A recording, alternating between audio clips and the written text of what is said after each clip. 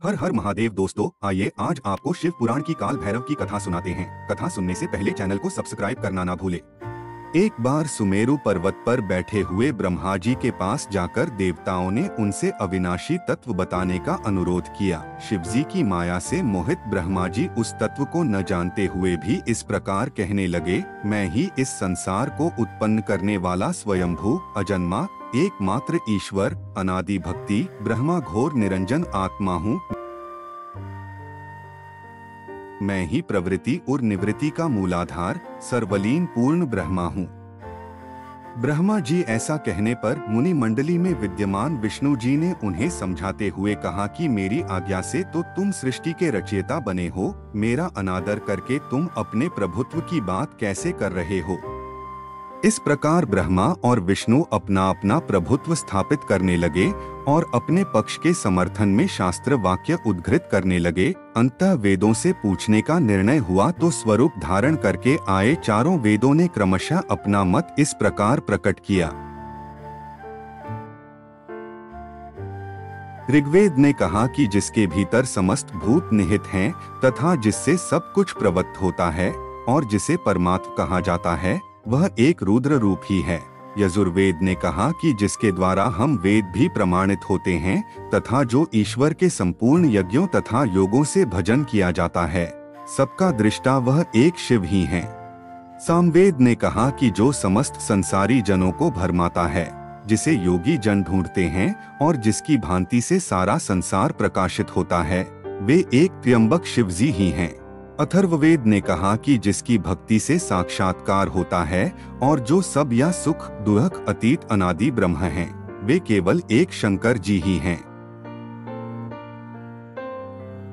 विष्णु ने वेदों के इस कथन को प्रताप बताते हुए नित्य शिवा से रमण करने वाले दिगंबर पीतवर्ण धूली धूसरित प्रेम नाथ कुवेटाधारी सर्वाविष्टित वृपन वाही निःसंग शिवजी को परमब्रह्म मानने से इनकार कर दिया। ब्रह्मा विष्णु विवाद को सुनकर ओंकार ने शिवजी की ज्योति नित्य और सनातन परमब्रह्म बताया, परंतु फिर भी शिव माया से मोहित ब्रह्मा विष्णु की बुद्धि नहीं बदली।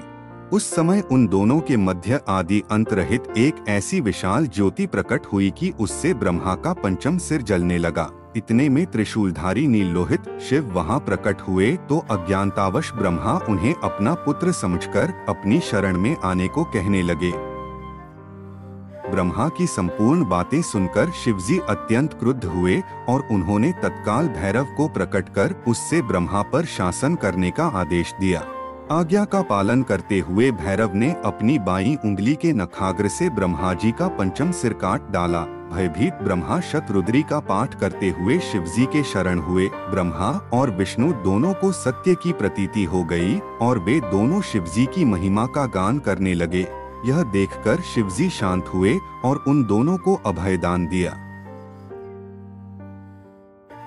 इसके उपरांत शिवजी ने काल भैरव को भीषण होने के कारण और काल को भी भयभीत करने वाला होने के कारण तथा भक्तों के पापों को तत्काल नष्ट करने वाला होने के कारण पाप भक्षक नाम देकर उसे काशीपुरी का अधिपति बना दिया।